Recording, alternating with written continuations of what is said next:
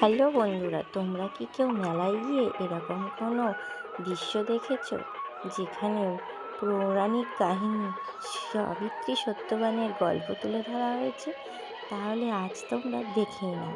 আমি তোমাদের জন্য মেলায় এসে সত্যবান ও সাবিত্রীর সেই পৌরাণিক কাহিনীর দৃশ্য তুলে ধরলাম। আর যারা যারা গোটা ভিডিওটা দেখতে চাইছো তারা কমেন্ট করো, যাতে আমি তোমাদের পুরো ভিডিওটা দিতে পারি। আর চটপট তোমরা দেখে নাও, কি সুন্দর দৃশ্য তুলে ধরা হয়েছে পুরো গল্পের ছলে।